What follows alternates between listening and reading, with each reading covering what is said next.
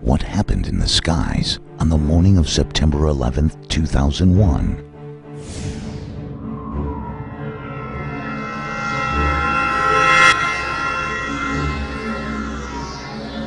Why did America's air defense seem to be ineffective? The American 11 boss just gave us a heads up and said that he was heading towards Washington. Now, where are you getting this information from, on American 11? Okay. You know what? Get rid of this goddamn sim. Turn your switch. Hey, turn the sim switches off. Get rid of that crap.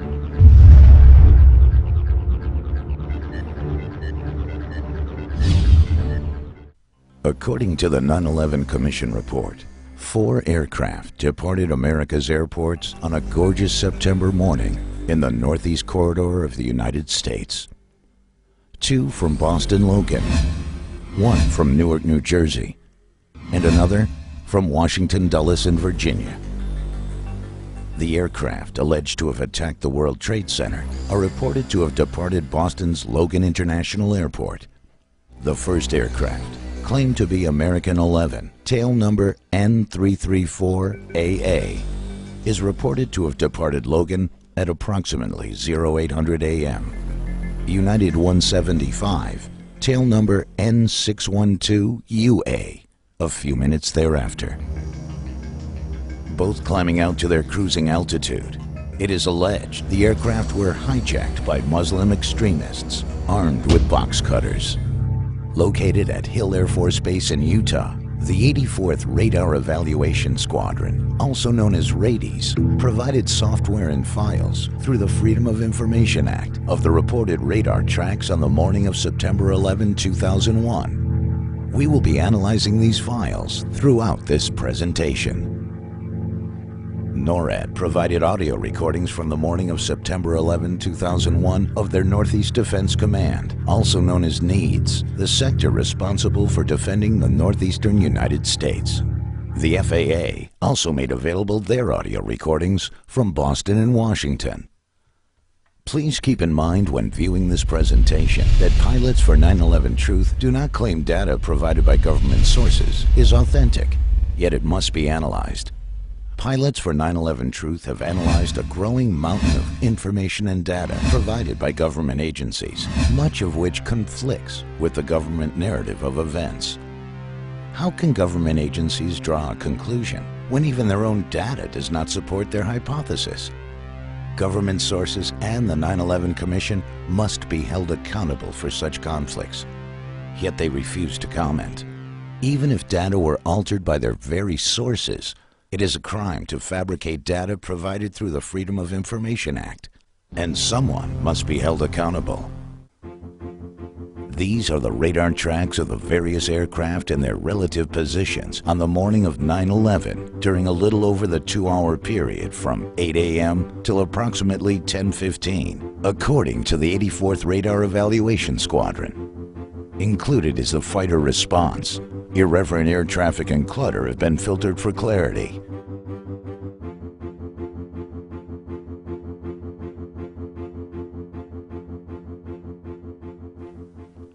According to the tapes, at approximately 08:15, American 11 was given a turn 20 degrees to the right to avoid traffic. Turn 20 degrees right. The crew read back the instructions and made the turn. Right, American 11. Roughly 15 seconds later, American 11 was given an instruction by ATC to climb and maintain 35,000 feet. American 11, climb maintain level 350. There was no reply. Boston Center made continued attempts to contact American 11 without success. American 11, climb maintain level 350. American 11, Boston. United 175 checks in on the frequency after departing Boston Logan. United 175 out of 19 for 230. United 175, Boston, Center, Roger. The next time American 11 is heard from was the widely publicized infamous call from Mohammed Atta, supposedly at the controls, in which he is alleged to mistakenly have transmitted over the air a demand meant for the cabin. Is that American 11 trying to call? Buddy, we have some planes. Just stay quiet and you'll be okay. We're turning to the airport. This roughly 10 minutes after the last call from the crew. And who's trying to call me here? It is important to keep in mind, this transmission could have been broadcast from anywhere. Those who make excuses for the government story claim this transmission was from American 11, because that's what the government told them. American 11, are you trying to call? Nobody move. Everything will be okay. If you try to make any move, you'll danger yourself and the airplane. Just stay quiet. Roughly 25 minutes after departure, 0825, the alleged American 11 changes course according to the Rady's radar. The target turns south and heads for New York City. United 175 then gets handed off to the next sector. United 175, contact the Boston Center on 133.42. 3342, United 175. Go on. In this sector, UA 175 gets a visual on an aircraft described as American 11. United 175, Boston. 175, go ahead, sir. Roger, you have traffic. Look at your 12 to 1 o'clock at about 10 miles southbound. See if you can see an American 767 out there, please. Okay, we're looking. Negative contact, guys. 175. You said 583. Can you see it? 583, we still don't have him yet, sir. We're looking. Okay, United 175, you have him at your 12 o'clock now, 10 miles. Affirmative, we have him. He looks about 20, about 29, 28,000. Okay, thank you. UA 175 is given a vector to pass behind that aircraft and then to head direct to its next fix, which is Sparta VOR. United 175, clear direct Sparta. Sparta, United 175. UA 175 is then handed off to New York Center at roughly 5 minutes before the alleged American Airlines 11 impacts the North Tower. United 175, contact New York Center 127.17. 2717, United 175. At approximately 0830, the first call was made by the Boston Traffic Management Unit, also known as Boston TMU, to notify the command center of the hijack of American 11.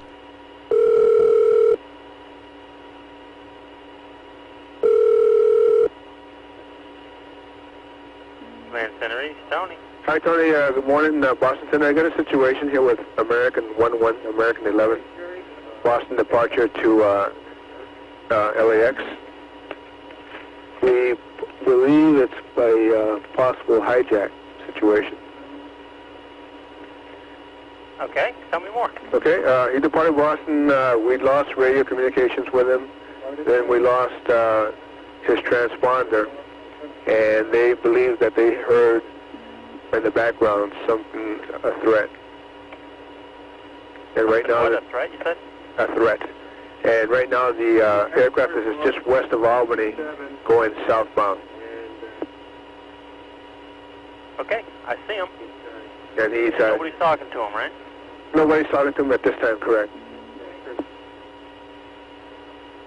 Okay. Anything I can do to help you right now? And no, I mean, just an advice. We have no idea where this aircraft is going. Maybe a hit up to New York Center. The command center recommends to notify all surrounding centers, especially New York and Cleveland. Okay, well, probably as a precaution might be good if we call up Cleveland and New York and at least let them know, just in case this guy starts heading there where they'll have a heads up on it. Okay, let's do that. Cleveland. Hi, Cleveland, New York, Boston. I got a little situation with American 11, American 11. He is a 767 departed Boston going to LAX. We don't know where the aircraft is going. He is supposedly going to LAX. Was going westbound. We lost his frequency. Then we lost his transponder, and now the aircraft is just west of Albany, heading due south. Oh, my goodness. Do we have the data block on it? Yeah, it's a primary target presently, and it's heading southwestbound. Okay. No altitude encoded right now. I'll advise the area. The last altitude observed was flight level 290. 29. Heading southwestbound. He's like towards Hancock, Right around there. He's southwest of Albany by 1.5 miles. You have no idea where he's going? No idea, sir. All right. You can tag him on the TSD. I did pick him up. Primary only? Primary only. Okay. Okay. Thank you. At approximately 0835, a call to scramble fighters is made by Boston Center directly to Cape Approach, trying to get in touch with Otis Air Force Base. Cape Tracon, Cape on a team in a 41. Cape Tracon? Yeah, hi, are you able to talk to Otis on this line? I'm not sure, but if you need to get in touch with them, I can, I think they're on the 7 line. I have a situation with the American 11. What? I have a situation with American 11. You want to talk to Otis Tower? I want to talk to Otis Tracon. I need to scramble some fighters. All right, well, hold on a second. Let me get you the soup. Timmy, pick up on the 41.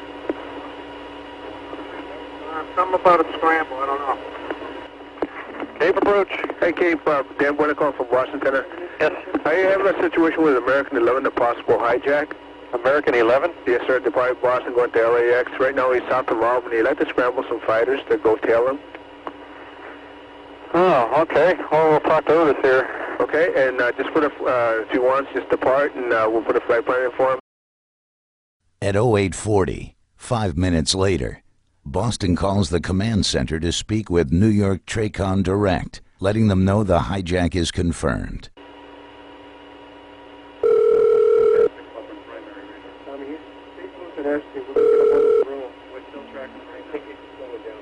Command Center East, Tony. Hi, Tony, command center here. Boston Center here. Could I get New York Tracon? You bet. Oh, nothing with the... Yes, with American 11. Say it again? Oh, a reference to American 11. Right, have you had any contact with him yet? No contact. It is confirmed hijack, though. Tracon. Hey, Tracon, hi, Boston Center, good morning. American 11, 767, possible hijack. Okay, American 11, 75, and... 76. Where's he landing? Right now, we don't have any idea, but he was to the northwest of Albany, and now he's down by Sparta, losing speed very rapidly. We believe he's a primary only, and we believe he's on the descent. That's why he's slowing down. I'm just trying to, and he's around the Sparta area now, you say? Yeah, he's around the Sparta area right now. Wow, I just don't see anything. Yeah, it's a primary target right now. Yeah, I'm looking pretty hard for any kind of primary target. We still should be able to see it. I don't see... I do have something on the TSD if that gives you an idea of which way he's heading. Yeah, well, I'm just looking at the real raw radar here, and I just don't see... anything out there. I'll look the area now to start looking for it. We just don't have any idea what out. Last outfit we had was fellow 290, but his speed has diminished quite a bit. Okay. So we believe it might mean a descent. Okay. Alrighty. Okay. I'll pass along to the sector. All right, just be careful. Understand. Check. Hey, Boston? Yes. You said you confirmed the hijack. How'd you... Well, what has happened, the pilot has kept the mic keyed while the person's in the cockpit, the flight deck. Okay, and what are you hearing? The threat, I don't really know what they're hearing, but that the suit came down and confirmed that it is the hijack. Okay, if you learn anything else, please give us a call so we can help you out as best we can. Does New York know about this guy heading? New York knows, Cleveland knows, maybe Washington will be next. We're going to scramble some fighters to tail him. Okay, coming out of Otis? Yes. Okay, I'll take care of the coordination with Washington Center. I will advise them of what's going on. Thank you.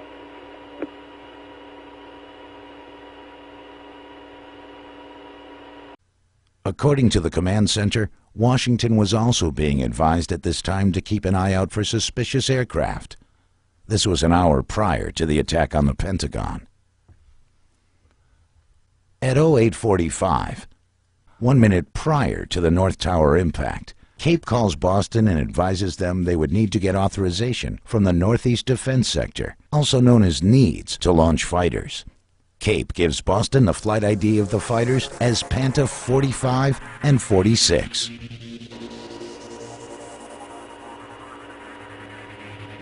Do me a favor. Samuel?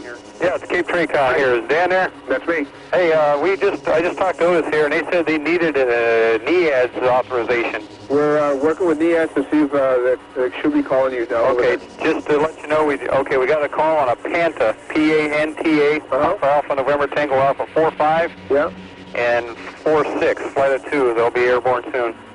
Great, thank you. All right, TJ.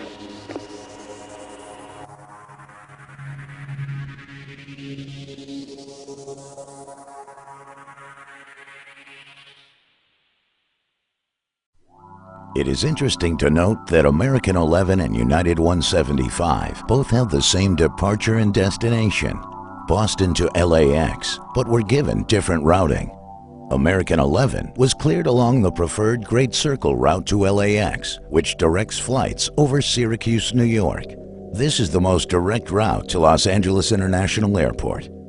United 175 was given a more southern route, used mainly by departures out of Newark. Due to the cleared southern route of the alleged UA-175, the aircraft was closer to the World Trade Center after the first tower strike. Had this aircraft been given the preferred route to LAX, it would have taken more time to reach its target, and perhaps given enough time for fighters to intercept the aircraft before reaching its target. Also, due to this change of route, United 175 crossed American 11 within miles of each other. At this time, UA-93 departed EWR. UA-93 and UA-175 used the same exact path, also within miles of each other. This brings to mind Operation Northwoods. Operation Northwoods was a mission developed by Joint Chiefs of Staff Lemnitzer. The operation dictated swapping commercial aircraft once airborne for drones and shooting them out of the sky. This action was to be blamed on Cuba in order to justify an invasion, a classic false flag mission. Stage an attack and blame it on your enemy to gain public and, most importantly, congressional support for war. There are many tracks which seemingly go out of their way to converge with the alleged 9/11 targets and then split off. Was a swap occurring at these points? A sort of revised and updated form of Operation Northwoods? Of course, a simple explanation will be offered by government agencies and those who make excuses. But the coincidences cannot be ignored.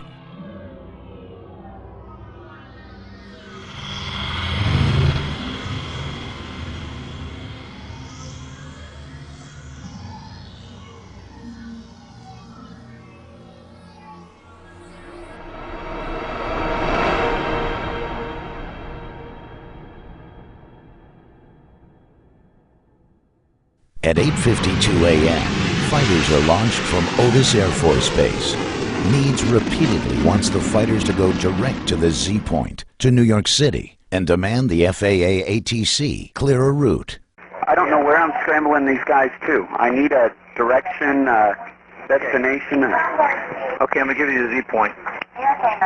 It's just north of New York City. I got this lat long 4115, 7436, or 7346. Head them in that direction. Copy that. Then a report comes in that the hijacked aircraft just struck the World Trade Center. How's your 77 doing? May I help you? Yeah, it's 1st Air Force Sergeant Tibbetts. We just confirmed from down here that was one of the same, the hijack and the plane hitting the building. 1st Air Force confirmation, one in the same American Airlines and into the World Trade Center. Copy?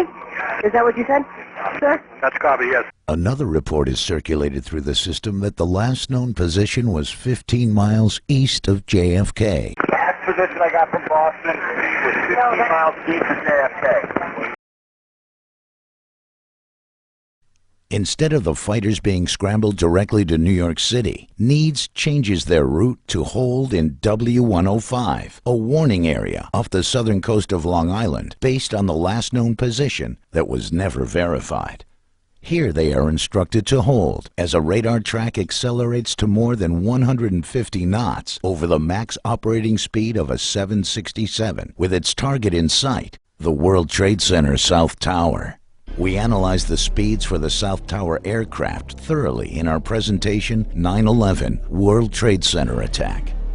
We have found, based on precedent, data, and aerodynamics, that a standard 767 would be impossible to control at such excessive speeds over its max operating. Was this aircraft modified so it could beat Otis fighters to its target, the South Tower of the World Trade Center? If it was, the modifications would have to be instructed by individuals who know our air defense response time. Just like there has never been a steel skyscraper to collapse from fire prior to 9/11, there has never been an aircraft positively identified to exceed its max operating speed by more than 150 knots. Its maneuvering speed by 220 knots, pulled G's, was controllable and survived before 9/11 or after. After the second impact, Otis fighters were instructed to set up combat air patrol over New York City. Tankers were called in for fueling operations and remained loitering. Almost 35 minutes after American 11 went silent, also known as Nordo, and changed course, American 77 was lost to Indianapolis Center. Indianapolis Center was working this guy. What guy? American 77. Okay. At flight level 350. However, they lost radar with him, they lost contact with him, they lost everything, and they don't have any idea where he is or what happened. So what we've done at the surrounding centers here is to tell everyone to look out for limited codes, primary targets, or whatever the case may be. Okay. Indianapolis contacted American Airlines 3 times to notify them of another missing aircraft. At 9:08 a.m., Langley was also notified and ordered to battle stations, an order in which pilots are sitting in their cockpits, ready for flight. Yet Langley fighters didn't get airborne till almost 20 minutes later. Tell Foxy to scramble Langley, send them in the same location. Battle stations or scramble? Battle stations only, Langley. And were given instruction to head out over the Atlantic instead of directly to protect Washington. Say again where you want him? We want him in the Whiskey 386 area. All right. Yeah, thanks, okay, brother. As soon as the Pentagon was attacked, Langley fighters turned towards Washington. There are many other bases closer to Washington and New York City that offer defense. Otis and Langley were selected due to the fact many fighters from other bases were out on training exercises. Several training exercises were in effect on the morning of 9/11. I hope they cancel the exercise because this is ridiculous. You guys watching the news? Yeah, they got it on in the battle cab right now. Yeah. I wasn't sure. I've been watching it for about 10 minutes, and I said, I wonder if they suspend the exercising? Not at this time, no. Okay, I've never seen so much real-world stuff happen during an exercise. Andrews Air Force Base is within 10 miles of Washington, D.C. The fighters were sent to North Carolina. Atlantic City F-16s are much closer to New York City than Otis Air Force Base F-15s. Atlantic City fighters were training out over the Atlantic. In fact, Otis also had fighters out on training missions. He had 2 fighters on alert. Needs was also in training mode when the attacks occurred. Needs had simulated tracks on their radar screens and didn't remove them till almost 9:30 a.m., well after the second tower impact. According to Captain Jeff Lottis, a former F-15 fighter pilot with 2 tours of duty in Iraq, false inputs on radar screens is unprecedented, except on 9/11.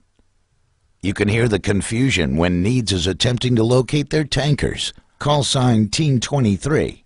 No, Team 21 and 107. Thank you, David.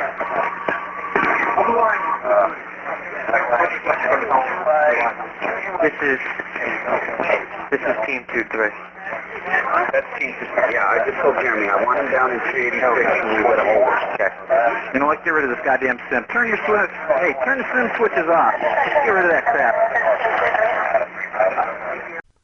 Our defenses just seemed behind the 8 ball every step of the way. Was this all by design? How would the hijackers know to strike on such a chaotic day with the U.S. under minimal defense? It seems the hijackers were extremely lucky all morning on 9/11. That is, if what we've been told by the 9/11 Commission is true. Yet, even the 9/11 Commission admits they haven't been told the truth. The Pentagon, our nation's military headquarters. How could an aircraft get so close to the Pentagon after America has been attacked almost an hour prior? The Pentagon in Washington, D.C. is well defended, according to former Defense Secretary Caspar Weinberger. The city is ringed with Air Force bases and Navy bases, and the ability to get defensive planes in the air is very, very high, and at the same time you would do what is being done, and that is closing off the entire airspace so that you, in effect, the whole Washington area is a no-fly zone, so that any planes that can't identify themselves that get into that are to be shot down. Does the Pentagon also have anti-aircraft defense? Certainly the general public would not know of such installations, as our enemies would obtain the same information. If the Pentagon did have such a defense, it would certainly be classified. April Gallup is a survivor of the Pentagon attack. She crawled through the hole in the Pentagon holding her son. April says that she did not see any evidence of an aircraft crash and didn't even know an airplane was reported to have caused the damage till she got to the hospital. April is extremely puzzled by the fact that there were no warnings or defense of the Pentagon attack, especially when everyone in the world knew America was being attacked after the World Trade Center strikes. When discussing airspace surrounding our nation's capital, often the restricted airspace referred to is the prohibited areas around the Capitol building and the White House. We have to look further out. This is known as Class Bravo airspace. It is a highly controlled airspace in which you need a clearance to enter, including two-way radio communication and a working Mode C transponder that reports your altitude. New York and Washington, D.C. both have Class Bravo airspace surrounding their hub airports. New York covers JFK, Newark, and LaGuardia, while Washington covers Baltimore, Reagan National in the middle, and west to Dulles. American 77 was lost from radar when its transponder was shut off at 8:56 a.m. This is 10 minutes after the first tower strike, and 16 minutes after Washington was notified to keep an eye out for suspicious aircraft.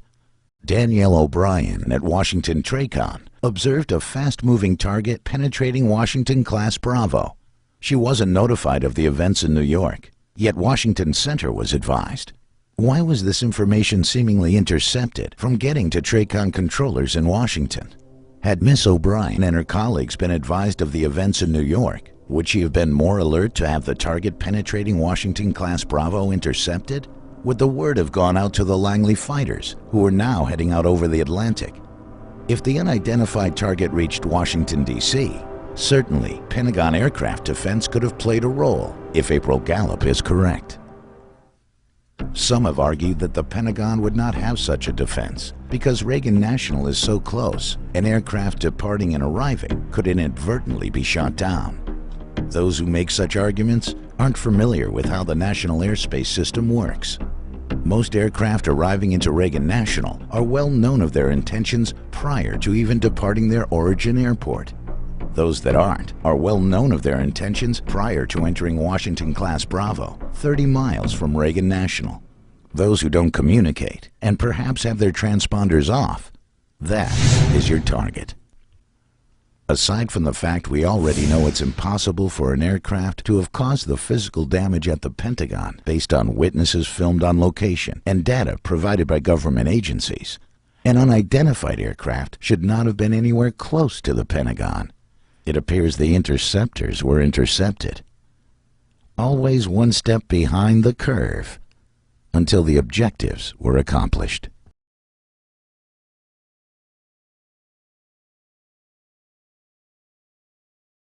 The confusion caused throughout the system on 9/11 seems to be the contributing factor of why the perpetrators were so successful in carrying out their missions. Hey, turn the swim switches off. When an unidentified target was approaching Washington, D.C. from the west, a message was sent out in the system that American 11 was still airborne. Scoggins Military, Boston Center. Just had a report that American 11 is still in the air and it's on its way heading towards Washington. Okay, American 11 is still in the air on its way towards Washington? There was definitely another aircraft that hit the tower. That's the latest report we have. Okay. I'm going to try to confirm an ID for you, but I would assume he's somewhere over either New Jersey or somewhere further south. Okay, so American 11 isn't the hijack at all then, right? No, he is a hijack. American 11 is a hijack? Yes. And he's going into Washington? It could be a third aircraft. It could be a third aircraft going on to Washington. Do you have a Mode 3 on him, sir? No, Mode 3, we're trying to get a radio DME if I can. This is a report I had from Washington Center. You might want to get someone on another phone talking to Washington Center, see if they have him tracked up. Copy that. And then get maybe DC Guard or somebody up there on the aircraft. Okay, do you have a lat long right now on it? I will try to get one. Okay, copy, thanks. All eyes then focused on a target coming from the northeast and not the west. Also, this message was sent out that the aircraft was headed towards Washington before it would have even gotten to Philly. Why was the rumor started that an aircraft from the northeast is inbound to Washington and not Philly? Was it to lead interceptors toward a phantom target and away from the real threat inbound from the west? The ultimate source for this confusion is still unknown. Hello. Hi, this is Huntress ID. Huntress, yeah, go ahead. Yes, sir. We have fighters on battle stations and airborne also. We're trying to figure out the lat long for the American 11. Bosses gave us a heads up and said that he was heading towards Washington. Now, where are you getting this information from on American 11? Boston military. Who? Boston military? Boston? Yes. Military desk. And they said that they were getting updates through Washington. So not Washington Center, I'm sure, because American 11 is the airplane that we're under the premise that has already crashed into the Trade Center. Right. Again, someone intercepted the interceptors by providing false information. Washington TRACON was isolated due to the fact that they weren't advised of the events in New York.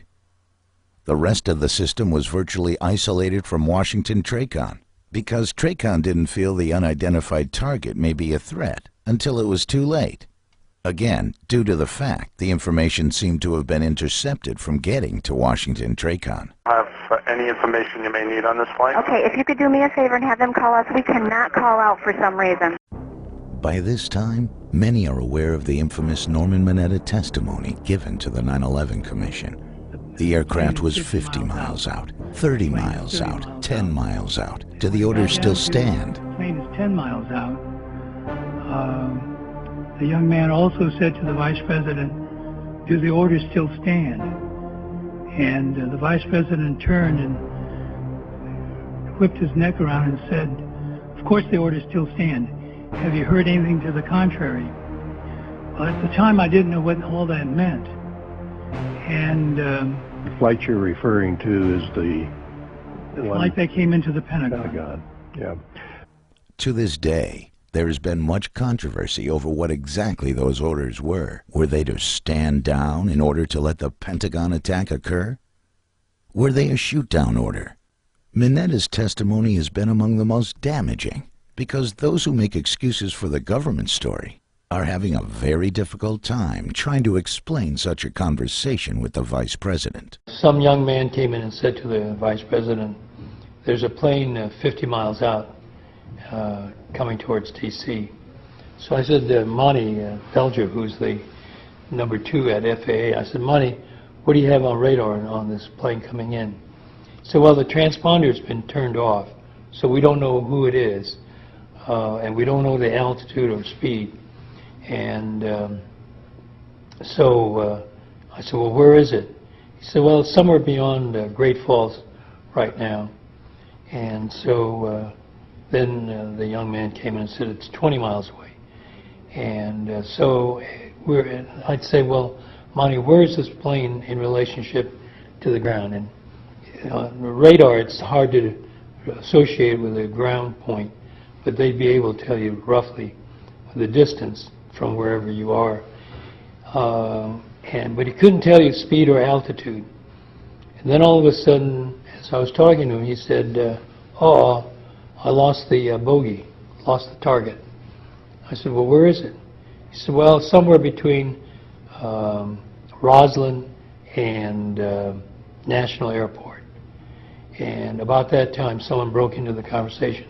Said, "Mr. Secretary, we just had a confirmation from a Arlington County police officer saying that he saw an American Airlines plane go into the Pentagon."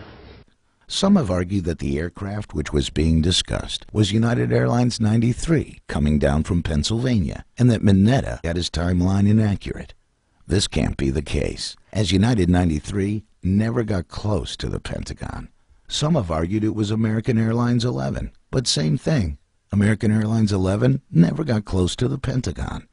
Even in what is called coast track mode, when a radar track of an aircraft continues on its present course based on the last data received, the aircraft still would not have been close to the Pentagon. The aircraft target being discussed by Vice President Cheney and overheard by Mineta could only be the target inbound from the west, which penetrated Washington-class Bravo airspace. Combine that with the fact that the Langley fighters were headed out over the Atlantic during this time and turned inbound only after the target drops off radar near the Pentagon, it seems pretty obvious what the orders were. An airborne command center, a military version of a 747, was airborne when the unidentified target approached from the west. According to Rady's data, this aircraft did a dozy-do with the unidentified target as the F-16s were headed out over the Atlantic.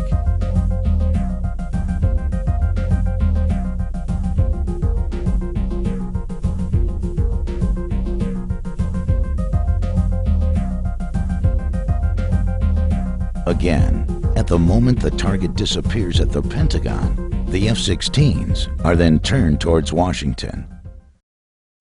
Operation Northwoods proposed swapping aircraft for drones and using them in a false flag attack to blame on Cuba. There is evidence of the original aircraft still airborne after their supposed crash. Unlike the false rumors floated through the system in an apparent attempt to intercept the interceptors, there is data which does show UA-93 still airborne after its alleged crash, as well as N612UA, the aircraft which supposedly hit the South Tower. ATC transcripts show UA-93 still airborne at a location just south of the impact crater. ACARS data, a device used for communicating with aircraft, show UA-175 still airborne in western Pennsylvania, almost 20 minutes after its reported crash. This ACARS data reports the closest station transmitting to and from an aircraft. The official flight path of the alleged UA-175 shows that if the aircraft were to receive an ACARS message, it should have come from these transmitting locations. This is the map of the ACARS facility surrounding the New York City area. However, ACARS stations were reported to have transmitted from Harrisburg and Pittsburgh, PA, after the alleged impact at the South Tower. According to radar specialist and electrical engineer Dennis Cimino, this is impossible if N612UA crashed into the World Trade Center.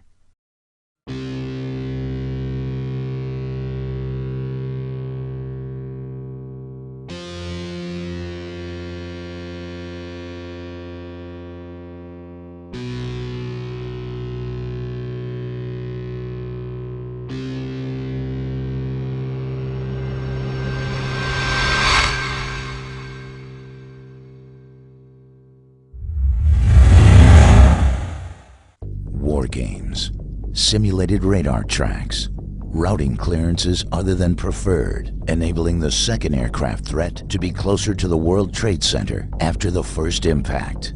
Aircraft exceeding their max operating limits by more than 130 to 150 knots. Inaccurate aircraft position reports, false aircraft target reports, aircraft converging, flying virtually in formation with, and then diverging from reported 9/11 aircraft.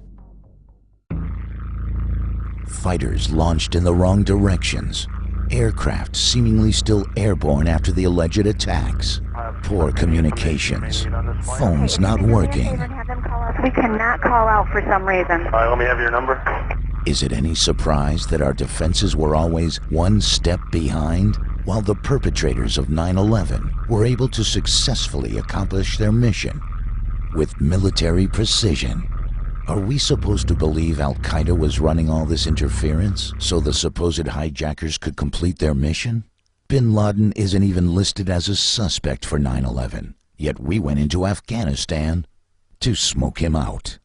These are real questions. The cold hard facts added to the growing mountain of information and data, which does not add up to what we have been told by our government. Write your Congress representatives, your senators, demand a full and thorough investigation before we write more law giving up our freedoms in the name of security. They who give up essential liberty to obtain a little temporary safety deserve neither liberty nor safety. Benjamin Franklin, February 17th, 1775. Thank you for taking the time to inform yourself. Play music now.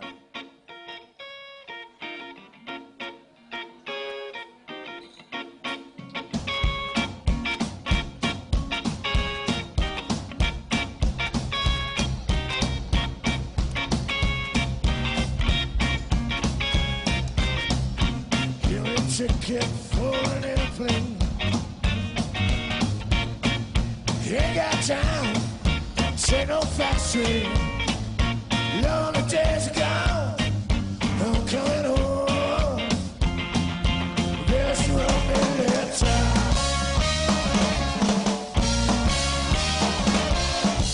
I don't care, but I gotta spill.